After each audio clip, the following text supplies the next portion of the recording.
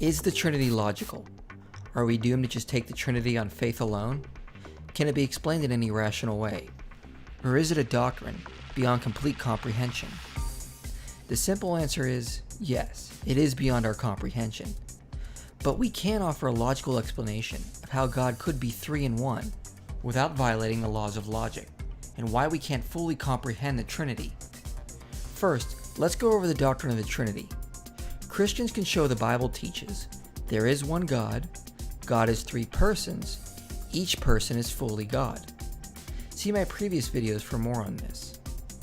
Now the problem is, non-Christians argue if there is one God, then only one person can be God. If each is not the other, yet each is fully God, then this is logically impossible.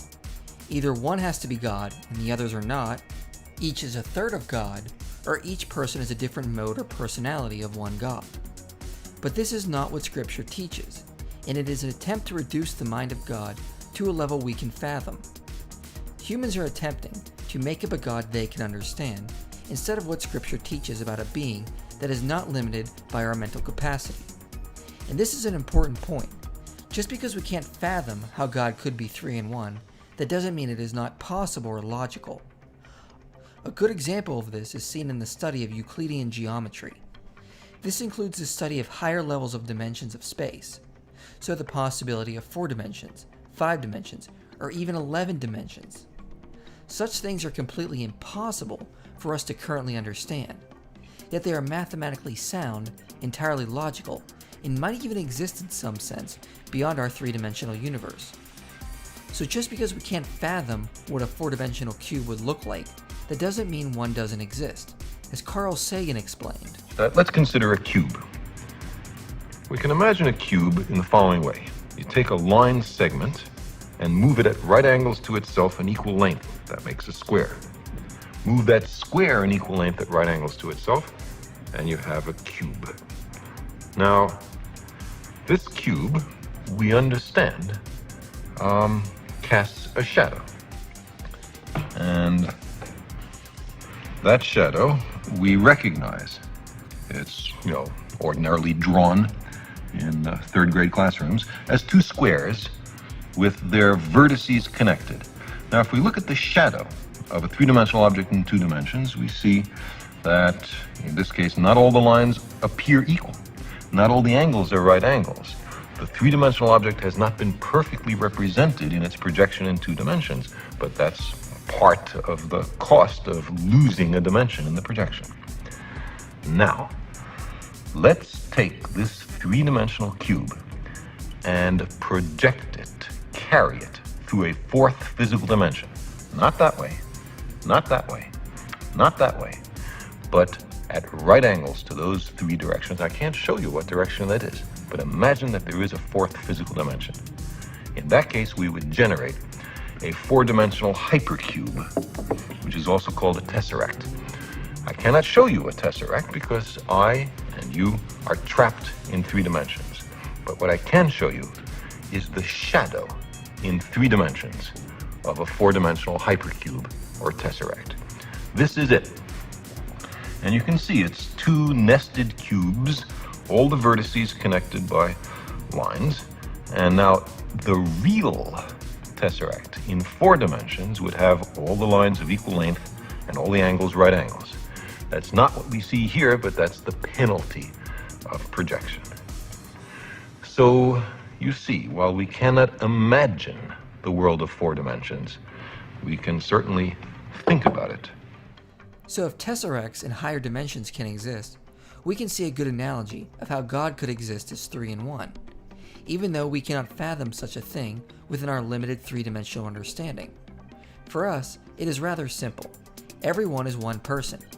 But on a higher plane of existence, one could be multiple persons, while being one being. As C.S. Lewis said, the human level is a simple and rather empty level.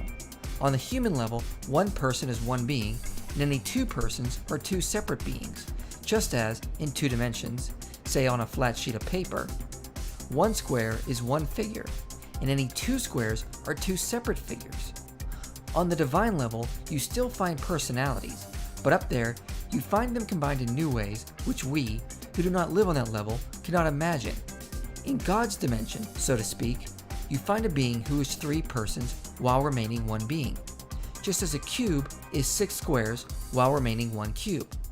Of course, we cannot fully conceive a being like that, just as, if we were so made that we perceived only 2 dimensions in space, we could never properly imagine a cube.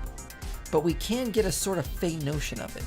And when we do, we are then, for the first time in our lives, getting some positive idea, however faint, of something super personal, something more than a person.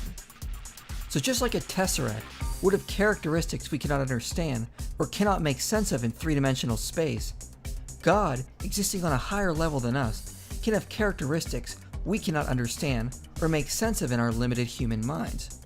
Thus, the Trinity is not illogical, just unfathomable from our perspective, much like a cube would be unfathomable for a 2-dimensional being, or a tesseract is unfathomable to us. How could something like that exist with all right angles? We cannot fathom it, but it is logical. How could a being exist that is 3 persons? Well, we cannot fathom it, but a being not bound to our level of existence could very well have such an ontology and not violate logic. Only, of course, if God is not bound by our universe. And this is something we should expect to be true of God when we look at how God is ontologically greater in all ways than us. For example, humans have power, but God is greater by being all-powerful. Humans have knowledge, but God is greater because he is omniscient. Humans can be moral, but God is greater in that he is morally perfect. Humans are Unitarian beings, so God is greater in that he is multi-personal. Such a conclusion would just naturally follow if God is greater in all aspects. A Unitarian God doesn't logically follow if God is greater in all aspects, but a Trinitarian God would. So the next logical question to ask is, if it is greater to be multi-personal than Unitarian, then why isn't God 1,000,000 persons, or an infinite amount? Well, God could be if he wanted, but quantity and essence doesn't make someone greater. God could be as many persons as he wants, but that is not what makes him greater. What makes him greater is the ability to be multi-personal over a being who is limited and can only be 1 person. It is not about quantity, it is about the ability. So God can be as many eternal persons as he eternally wills, and Scripture says he is 3 for whatever reasons he only knows. As far as we know, God is only revealed in 3 coexisting eternal persons. Thus God would be multi-personal, and such a God would logically follow if he is not limited by our understanding, like a Unitarian God would be. Therefore, despite what the naysayers say, the Trinity is not illogical, and there is a rational way to explain it. The triune God is of course unfathomable, but still is entirely logical, and meets the description ontologically of who God would be, and far better than a supposed Unitarian God, who is limited to the same rules that apply to us.